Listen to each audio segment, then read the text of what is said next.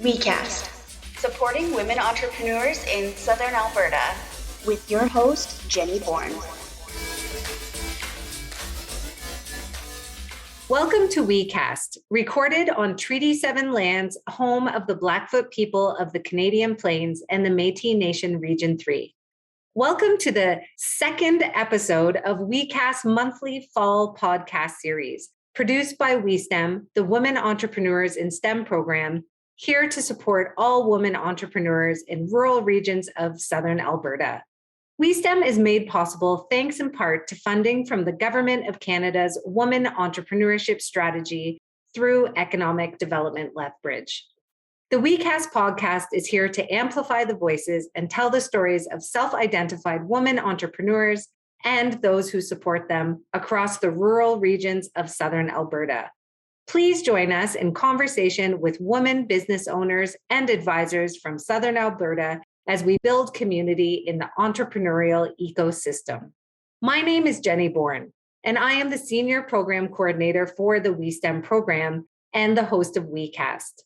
Alyssa Borix, our technical producer and WeSTEM's event coordinator, is also here with us. I am very excited today to welcome an amazing woman to our podcast this week. Shohreh Roshani began life in Iran in an Azerbaijani family, spending her first 5 years in a small town in the Azerbaijan part of Iran among high mountains and experiencing harsh winters before moving to Tehran when she was 5 years old. She lived in Tehran until she was 23, during which time the government of Iran was taken over by Muslim extremists. Since Shohreh and her family were not Muslim and belonged to the Baha'i Faith, this change of government changed her family's and her community's life drastically. Shohreh and her family were forced into hiding for 18 months in order to protect her father, who was a member of the National Spiritual Assembly of the Baha'is of Iran. However, Shohreh's father, Dr. Syroos Roshani, was eventually arrested by the extremists along with other members of the National Spiritual Assembly of the Baha'is of Iran and was executed in December 1981. Shohreh also lost her first cousin, Ruhi Roshani, then her uncle, Dr. Masroor Dakhili, who were also victims of religious persecution. We won't discuss the details of this time of Shohreh's life here today, but if you would like to learn more about this period and Shohreh's history, please watch the documentary called Iranian Revolutionary Justice, produced by the BBC, which can be found on YouTube. In this documentary, you can see footage of Shohreh's father, as well as interviews with both Shohreh and her mother. Since Iran's Islamic government does not allow Baha'is to attend university, Shohreh was deprived of the right of education. However, equal rights for men and women are one of the principles of the Baha'i Faith. Therefore, Shohreh had the support of her family to choose to study anything that she wanted. Shohreh then came to Canada in 1994 as a potential bone marrow donor to her sister, Shohreh Roshani, who had leukemia. Shohreh was 14 years older than Shohreh and had left Iran to continue her education in 1976, 3 years before the revolution in Iran. Shohreh's extraordinary life has inspired her passion for both justice and the environment. She also excels in both math and applied sciences. So when she had the opportunity to study civil engineering at the University of Alberta, she chose to focus on environmental engineering, which had additional environmental courses to the traditional civil engineering program. Shohreh is now a very proud professional engineer who has been running her own environmental consulting business for the last 7 years called Ursa Environment Incorporated. Ursa Environment Incorporated has helped many small businesses to resolve their environmental complications and succeed in their business. Thank you so much for joining us today, Shohreh, and for your willingness to share the journey that brought you here. I know that you've taken a long and eventful route to get here, but can you tell us anything I missed about you personally that you think we should know and how you decided to start your own business?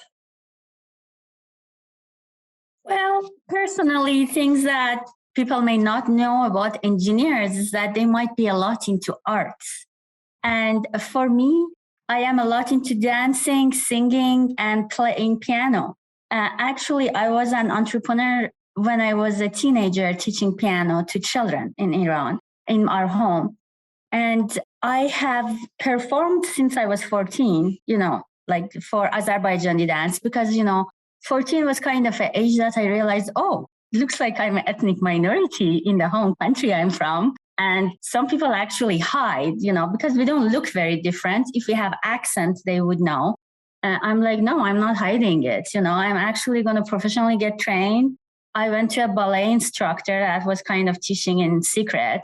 And she taught me, she instructed me, like I knew most of the moves, but she just made it more professional and, corrected and everything. So, and I got costumes and I was performing, like I'm still performing in Zoom sometimes. So yeah, that's, when people, especially in North America, they think engineers, they don't think of arts. They think, somebody who is just very logical and things. So maybe that would be nice to share.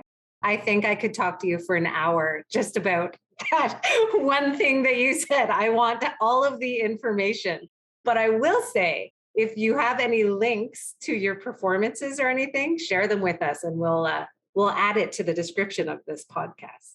Wow, that would be really interesting. Okay. Sides of Shohreh Roshani. I don't think it's on YouTube. Like lots of people have recordings, but I don't think anything is on YouTube. But I was thinking to just have an Instagram and kind of gather them all and put them in one place. I haven't done that. And I forgot your second question. I'm so sorry. I was just wondering how you made the decision to start your own business. Because many people go through the education, they become an engineer, they look for that great engineering job, and then they're set, right? But you decided to go your own way and start your own business, right? So was there anything that helped you make that decision? Yeah, my life was a bit more exciting and challenging from the beginning. So, we were under persecution for so many years, and then we came to Canada. My mother was never healthy. She was kind of somewhat of a handicap with all the illnesses that she had. And when I was a student, I remember, for example, weekends or nights that I stayed in hospital because she couldn't speak English, translator was not available, and we were there with 911. So I would just sit on chair until doctor does their round to be able to translate, and then I would go home. So it wasn't a normal student, and that just got worse and worse as my mom aged. And by 2014, it got to a stage that I couldn't be in a full-time job anymore. Like it got really complicated, and her doctor called me and said, you have to take your mom to hospital or take her to your home and then take her to specialist appointments because this is so complicated that nobody can, it's just not going to work. Fortunately, I have a very kind husband, and he agreed to host my mom. And that first year that I started my business, I worked mostly evenings and weekends. So weekdays during working hours, I was in a specialist or in a diabetic center, or, she had many, like a whole list. And we went to 24 specialists the first 3 years. And each one of them surprisingly did find something. Some of them we didn't need to do for many visits. They found something and it got taken care of with a pill or with something in diet. And some of them, it just added to the list of the health complications that she had. And, I cannot think industrial, especially if I can help somebody. So I did my best. And we tried our best to get her as independent as possible. So right now is in a situation that she can go to adult day program by herself and handy bus, twice a week. But the rest of the time, still, everything is with me. So as long as I can help, I want to help. So I absolutely need the working hour to be like extremely flexible. Yeah. Yeah, like with my own client, I can do that. But if I work for somebody, nobody would accept that. No business would accept anything like that. So that was one of the main pushes that pushed me. But all over my career, well, I came as a potential bone marrow donor to my sister with leukemia. And I had no idea like how cancer comes to be. And my sister was just 36 years old when she got cancer, and she had two little children, like 2-year-old and a 5-year-old. So it was just so sad. So when I came to Canada, I was just trying to learn what happens that people get cancer. This is just so sad. And one of the things I learned was that actually contamination causes it. Back then, I was determined to do architecture because I knew I can take care of the courses. I know I absolutely love it and this and that. But for doing that, I had to go to Ontario to do a bachelor degree. And then my sister and mother were ill in Edmonton. So it just wasn't working. And I looked into UFA's curriculum, and they had environmental engineering as a branch of civil. And I thought, I can do that. And it had so many things in the course description. It explained how it relates to contamination and all of this. And I said, well, I am definitely interested to learn, how to decrease this. It would help everybody. So that's my story. But because I took 12 courses extra to traditional civil engineering, I had different insight when I came to civil engineering work. So in the beginning, it was mostly geology work, field work here, and maybe structural, like some inspection and little design here and there for a few years. And then after they figured out I know environmental side and their projects were getting more complicated with environmental factors, they would just give me environmental projects. And nobody could help me. I had to figure everything myself. So there was no senior environmental specialist telling me, guiding me. And then everybody would come to me and ask, okay, so what should we do here? I'm like, oh my God, now I have to. But I did my best and all of that. I actually, when I worked in US, I had a very big project, and we won a $29 million project for the whole company. Wow. Because there was a pier in Port of Long Beach that had environmental contamination, a really severe one. And you had to design it in a way that nobody sues you successfully. Otherwise, you can't get the engineering work done. So that was good. But, because of recession in 2008, everything got shut down. And then I moved back to Canada, and they offered that $29 project to that company based on the work I did with my supervisor, hydrogeology supervisor. Based on the work you did when you were a student? Yeah. My supervisor called me up and told me, he said, I just want you to know that your work was worth it. And, because none of the big engineering firm would get that project. They would study it and return it back and say, okay, good, no, we don't do this.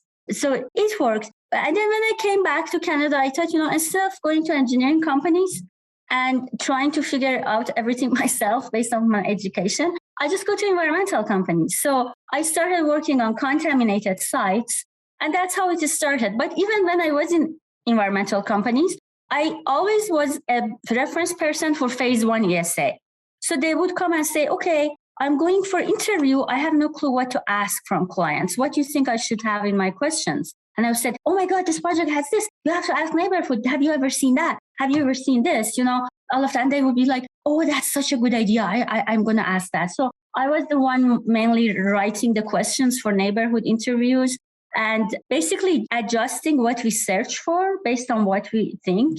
And then all the geotechnical background that I had, like I did lots of sieve testing, every lab soil test you think of, I did as a student.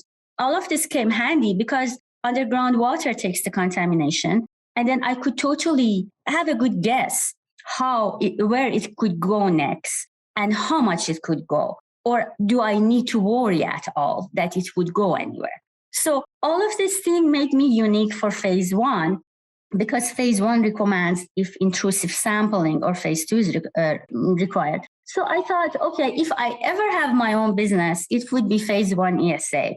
Shohreh, what is phase 1 ESA? Phase 1 ESA is, for example, a place was a gas station. Okay. Gas station for 50 years when nobody knew how bad it is for gasoline to leak in the soil or how bad it is for dry cleaning chemicals to leak into the soil. Nobody knew that. Like there was labs that they would use mercury for testing and they would come out of lab and just dump it on the ground and go. Because they felt if they dump it, it goes nowhere. It's just ground. We didn't know chemicals were causing cancer. Nobody knew. And still, no education has not gone far enough for everybody to learn. Basically, we didn't know. And phase one ESA required for lands that there is a possibility of contamination. So banks require it, government agencies require it, health agencies require it to make sure people who come to work in these places or live in these places, being in that area is not contributing to their intake of contamination. By inhaling, by planting vegetables in their garden that they might be eating, by a toddler going out and grabbing a soil and put it in their mouth. Phase one just assesses, how bad contamination is or if it is anything there. And if it is bad enough that needs intrusive sampling to see how big it is, the dimensions, the depth, how big it is, if it needs to be taken out or treated in other ways. So that's phase one. And it's the most neglected phase in environmental assessment because dig and dump is done so fast and so costly. Phase two, it's easy to just call everything phase two. But, small businesses, they don't have $50,000 in their pocket just to throw. Yeah, if it's upstream oil and gas company, they may have lots of fun to do everything. But the small businesses, they can go bankrupt if by mistake they buy contaminated land or they don't watch their land to be contaminated. It's so sensitive for small businesses. Wow, you're doing great work. And that's very different than architecture for sure. So I hope you're happy with your choice. Oh, yeah. I wasn't really fitted for architecture. I can dance and sing and play piano, but I cannot draw. I cannot make an actual visual art thing to prove or anything. So I think it was a kind of good guidance that life pushed on me. I wouldn't make a good architect. I understand. This might be strange, but you are an artist. You're a dancer, right? And a pianist and a singer. So do you think that has any effect on how you approach your business and your environmental assessment? I think it is definitely helping for distressing. It's definitely helping for enjoying life more when there's a good music or when I watch a good dance, I'm so happy. But I am a lot out of box to the level that I may scare people. So I don't know if that's because I don't really have a good memory. So I don't remember where the box was to stay in it. Maybe being musical helps being out of box, but I don't know, maybe it's because of my memory. I think that being an artist makes you a critical thinker. Right? Oh, I never thought about that. That's so just my opinion, though. I'm not speaking with any expertise whatsoever, but that is great. So your business is called Ursa Environment Incorporated, right? So you started it 7 years ago. I was going to ask you if you feel like maybe your enthusiasm or passion has diminished in those 7 years, but I can hear how enthusiastic you are about your work. So that's fantastic. So can you just tell us how you came to the name Ursa Environment Incorporated? Actually, I should have picked the Azerbaijani name or Iranian name or something. It would be unique and it would be interesting. But I was afraid. I wanted to have an English word and all of that. And it took us 3 months with my husband. We went through every possible environmental word you can imagine. Name of a tree, name of a flower, name of a plant in Alberta, something native to Alberta. We checked it with the references they taught us in entrepreneurship courses, and everything was taken. And finally, my husband said Ursa environment, the stars that look like a polar bear and all of that. I'm like, yeah, definitely. I didn't really give too much thought in it. I just wanted to be English and all of that. But the thing is, most of my clients, they have no clue what Ursa is. They end up thinking my name is Ursa because I have accent, and Ursa always like, oh, hi, Ursa. And I have actually few returning clients that never learn my name. So when they see me, they're like, hi, Ursa, how are you doing? That's so good. Yeah, so I regret that I didn't name it something like poetic from Persian poetry. For example, an animal name in Azerbaijani that is in Alberta too. But anyway, it's passed. Too late. I think it's a beautiful name. Oh, thank you so much. Thank you. I like it a lot. So if you're going to explain to someone what Ursa Environment does in 2 sentences, like just an elevator pitch, what would you say? Is it environmental assessment? That's it? Or do you do other services as well? Well, I would say environmental consulting. I don't need 2 sentences. 2 words are enough. Environmental consulting. Because I have actually quite few women from far away, like rural area and stuff. I don't know how they get my phone number or how they search it, but they call me and say, I'm going to work to this place. It had this problem. Is it dangerous for me to go there? And this is just a service to community. It's not like they are hiring me to do anything. They're just worried for their situation. So I would say environmental consulting because I'm not doing environmental assessment for them. I'm just helping them understand what are the dangers and how it could be affecting them and if it's something they need to consider or not. So I would say environmental consulting. Environmental assessment in another way relates to landfills. And that kind of environmental assessment only civil engineers can do. So that is a unique service that my business can have, like landfill related assessments, because I have both contaminated sites and civil engineering experience. So that really merges together. So I would say environmental consulting, basically, general. That's a great explanation. I didn't really realize the difference between the two. So thank you for that. Do you ever regret not pursuing a more traditional engineer path?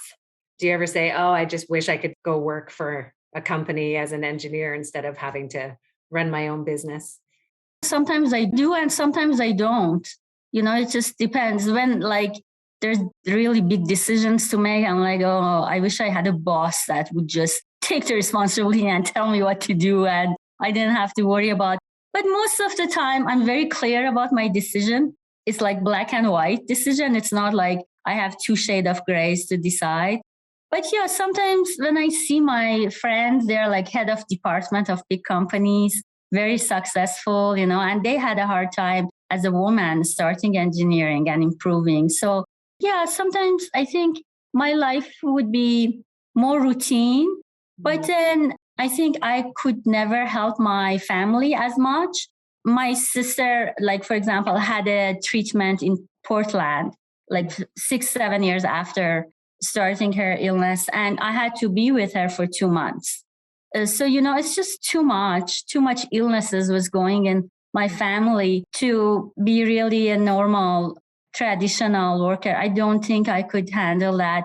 Even if I wasn't helping, I wouldn't be productive at work because I'm just sitting worrying for my family member, how they are. So I think this was the only path I had to take.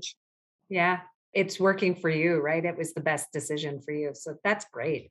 I do want to circle back to something you said. You mentioned some of your friends have had struggles because they're women working in the regular industry and getting jobs. Do you think that it has been easier for you as a woman to run your own business than to try to get jobs as an engineer to be hired onto a company? No, I don't think so. But, I just think, okay, how many people are in Calgary or Alberta? 2 million, 3 million, or 1 million in Calgary?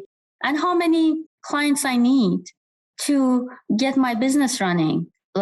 20 a year? And, you can say there's 20 people who would need this service who are not prejudiced against women or immigrants. Yeah, that's a fair decision. And I think they're as hard as each other. It's just if I cold call or if somebody comes across my website and calls me and hears me talking with accent, saying that I'm the professional engineer for Ursa Environment, if they don't like me, they just don't go further, if it's prejudice or whatever, But at work, if they have to work with me, they're stuck with me. This is true. I think that way it's interesting. And, I had to do 4, 6, 8 years of traditional work. That then I get my PhD and I worked a little bit and then I started my business. So during that time, for example, I would think, oh, guys from certain country just hate me because I had so many of them interacting badly with me at work. And I just thought, okay, whenever you see this accent and this kind of look, just be scared. And then when I started my business, I realized that there's no rule. Actually, like certain things that I thought they wouldn't want to be my clients, they're my returning clients. They even call me up on other projects that I'm not involved in. And I say, what do you think? We don't know what to do for this, or we don't know what to do. So it's just, I thought women would be more open to women entrepreneurs. One of the 3 clients who didn't want to pay me was a woman. And she thought, she could not pay me for what I did for her. So, no, I think prejudices are all there and anybody may have it in any form. And it's great when those stereotypes are broken for you too. Yeah. It's such a good surprise. It's a nice surprise. So, well, thank you for mentioning cold calling clients, because I did want to ask you about how you find your customers, right? You can't have a successful business without having customers, right? So how do you market, or how do you find the people you work with? When I took my program in MNP, self-employment program, it was a 1-year program. And during that 1 year, I had access to marketing experts. So I made sure I have 1 appointment a week with them. And I tried many different things. So one of the things that my suggestion and they input and our consultation came to be was that you go out to your target market, try 10 people who would need your business and talk to them and say, if I start this business, would you trust to hire me to do environmental assessment for you? So out of these 10 people, 3 people said yes. And they said, you would have a business, like the marketing experts who are helping. You would have a business, go ahead. So I am lucky that my husband helps with search engine optimization and did everything for the website. So I don't have to spend time on that. And he's really quick in it. And he loves it. He does it like a game. It's like, oh, let's go see what competitors do. And oh, I did change this in the website. Now we are ranked higher than competitors. Hey, it's like a game for him. And then in my past, I'm an introvert. I don't look like it because I grew up in a very populated country. And if you're not picking up extrovert communication skills, you just die. So many people always in your home and so many people always in the street, in the school, anywhere you go. So I actually did telemarketing for a nonprofit when I was new to Canada, so cold calling people. So I kind of a little bit had idea what to do. And my target market came from 3 to 29 and then 31 by the time I did my business plan with MNP, self-employment, and then finished and started. I'm like, oh my God, there's so many target markets. So I focused on 2 and 3 every time, depending on the clients that keep calling me and stuff. I change that calling to the target market. And I write up a script that I think they may like it. But after the 3rd phone call, that script could be totally different based on the questions they're asking. And the good rate of positive response is 2 out of 10, really. Oh, wow. Except certain places that somebody has scared people that they have to do environmental assessment, that they don't really need it. 2 out of 10 is, good. But, I cannot sit like a marketer and, for example, say, okay, 8 hours of work, I should call 80 people today. It doesn't work that way. So if I make 10 phone calls in a day, in a week, like that's all the phone calls I make, that's good enough. And in a year, I probably have to do it maybe 4 or 5 times, something like that. Because then when I'm busy, I cannot do many phone calls. So when I'm busy, when I'm going to a project, I just walk around. I have to do neighborhood interview too. So I have to meet them and tell them I'm coming back to interview, see who's receptive. So I walk around and give 10 business cards. And that would be my marketing during the project, like when I have project, because I cannot sit and do cold calls. Like cold calls they can call back anytime and ask certain questions, or they want me to send certain things to them. So it is time consuming. I cannot, I don't do it in the middle of project. So it has been kind of like that. And I think some of it is just luck. I may do some marketing in northeast of Alberta, and suddenly deep south Alberta, somebody calls and says, could you do environmental assessment for me? How much you charge? I don't know how they're connected, but maybe when you put your full effort and energy out, universe helps you. Maybe that's all it is. Well, you do have returning clients, right? Which yes. means you're getting good word of mouth probably out there. Oh, okay. Right. As well as you have a great website that people can Google you and find you as well. Right. So have you changed your approach at all when you first started 7 years ago? And now, do you approach trying to find new customers differently? Or are you doing the same thing because it's working well for you? Well, I would say I've got a lot bolder. First, a client that I had, a realtor called and said, "This is the address. I want you to write a letter that this soil is clean." And I'm like, well, it's like 3 months. I'm cold calling, we're cleaning ourselves. This is like April of 2015. We started December 2014. And I'm like, oh my God, all this work. And now this is what I'm getting. So he gave me the address. I went and did archive search for it and, website. And I realized this is really contaminated land. But I was just so timid to directly answer him in the beginning that I don't do this and stuff. Finally, I said, environmental assessment has a federal guideline. That's what I follow. I don't just write a letter because you called me. And he actually had a price in mind too. I pay you this much to do this letter. And he went to somebody else. I'm like, okay. But right now, if I get any phone call like that, I just say, we are not doing anything illegal and unethical. Did you hear me? I'm like very direct and bold with them. So I wasn't like that before. So, or, somebody calls me and says, I know this land is clean. Would you write the phase 1 for it? And I'm like, okay, so how do you know it's clean? I'm like, because this such company just wrote a report for the neighboring property. I'm like, okay, so why you don't go to him?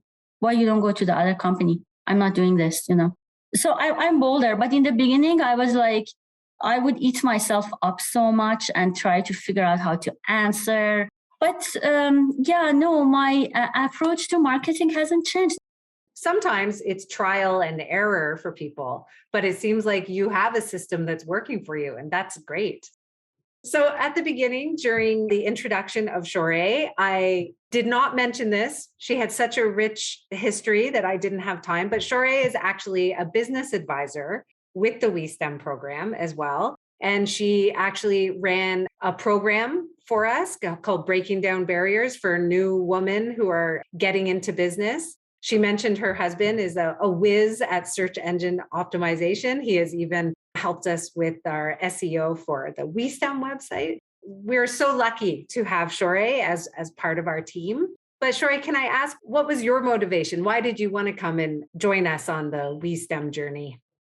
Well, Suzanne was my mentor from the beginning. At the time, she was with MNP Self-Employment.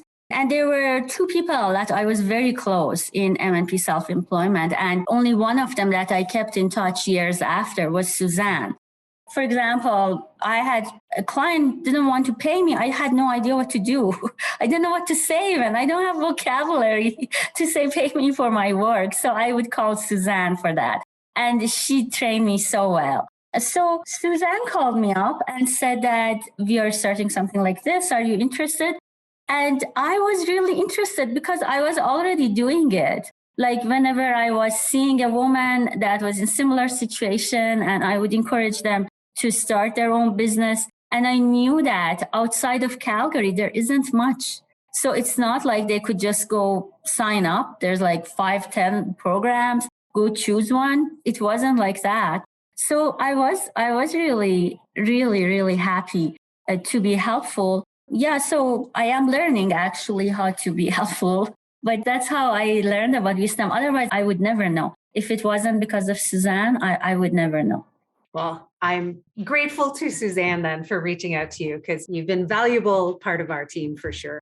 I have one other question for you. When you started out on your journey of owning your own business, is there something that you know now that you wish you had known then that could have helped you? I started with absolutely believing that I will not have a client. Like logically, I pushed myself into it because there was no other way to make money for me at that situation.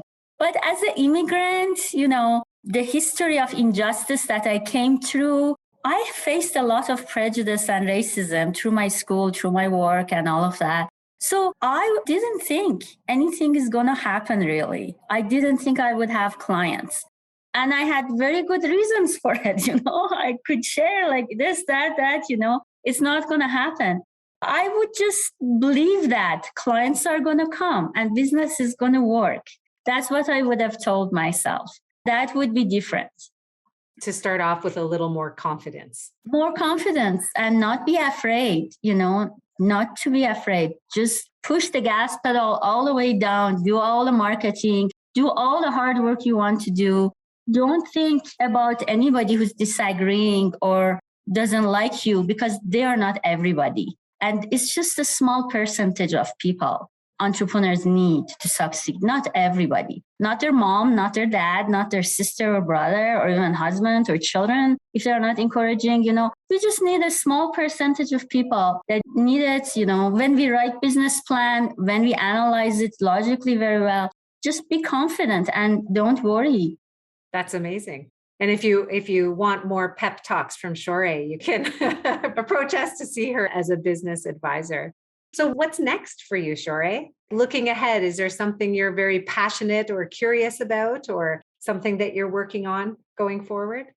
Yes, absolutely. Entrepreneurship is exciting, like a roller coaster. One day you have like 10 clients, one day you have nothing.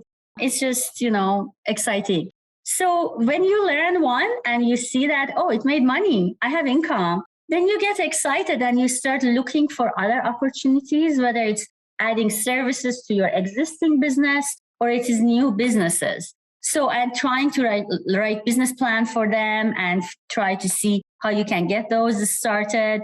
I always have really exciting ideas and I start kind of analyzing and seeing if they would work. Right now with the business, I am adding a water quality service to business that is not existing very much, and it's a definite need. So I was really lucky, a senior water treatment professional who I know for 27 years, basically since I came to Canada. He's retired last year. And we always kept close touch and, we always talk about things. He's actually training me for one aspect of water quality. And I am hoping that with the help with the learnings I have from Wisdom and his technical help, I can bring something together by this summer to add a new service to business. And that service wouldn't just run on 2 people. So it would have more people involved. I am kind of just like beginning of my business, really scared, really timid, but logically I push myself and say, there's no reason not to work. So go ahead. So that's what I'm doing right now. That's the next step. That is really exciting. And you need to take your own advice and have that confidence. Remember, you wanted that confidence at the beginning, right? Be confident. That's amazing. I look forward to hearing the updates about that. So you are based outside of Calgary, right? But just wondering, your services, Ursa Environment Inc., do you go all over Alberta? Where do you do your consulting? If someone wanted to reach out to you, do they need to be in Alberta or can they be in other areas? I have done projects in my career in Alberta, British Columbia, and Saskatchewan. Manitoba's environmental law is based on Ontario. I have to be supervised with a senior environmental advisor or something before I feel confident doing things. Even though like the basics wouldn't be different, but the law, the practical law, what are they really practicing? So right now, the projects I have had with my business, it was mainly Southern Alberta. So the price I charge, because I don't have overhead charge for paying junior person doing interviews or site visits or a secretary that does the communication, I can keep the overhead low and give a very reasonable price and still have income for myself. And within 1 hour drive to Calgary, I keep the price the same because, to be honest, if I drive from deep southeast to deep northeast of Calgary, it's 1 hour drive. It just doesn't make sense to charge somebody in Foothill twice of the price. And that's what big companies do. Mm-hmm. Like suddenly you go to Foothills and instead of $6,000, they charge $12,000. It's just a ridiculous money. And Right. small businesses and farmers cannot afford to do that. So my price is very reasonable for Calgary and within like 1 hour drive to anywhere in Calgary. And then further than that, it depends on what it is. I may add if I'm having additional costs. I have had basically south of Alberta, nothing else. I had a couple calls from BC, but it was like, I'm buying a gas station. Phase 2 is too expensive. Would you do a phase 1? So this was a client that doesn't know what's phase 1 and 2. Yeah. And I said, no, if I write a phase 1, I'm recommending a phase 2. So it's not still, you're still in the same place that you have to do a phase 2. I have been getting more calls from BC. So it's possible that it goes to that direction. But basically, my main clientele are small businesses like myself that need a flexible professional to go there to talk to them. Sometimes I still go meet with them and talk about the project after the project is done. They have paid me because they just need to know more to decide the next step for their business or their property. So it is kind of specializing that way. It mainly has been Southern Alberta.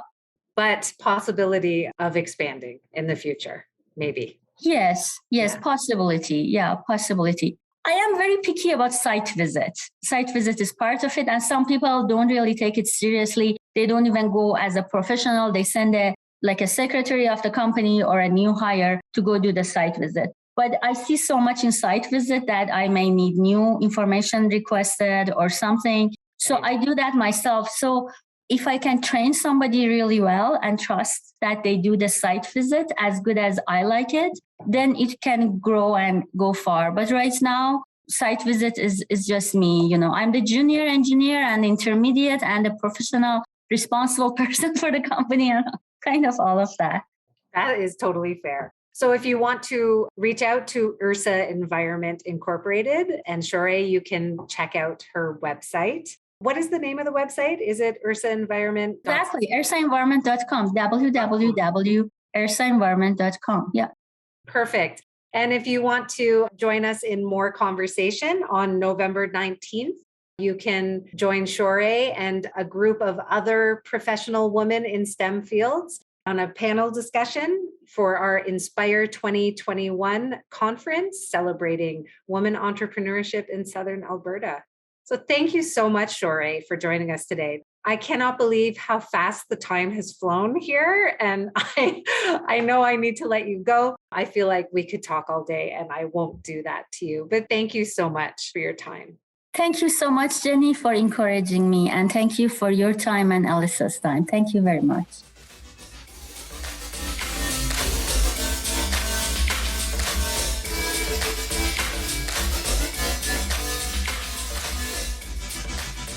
We want to hear from you.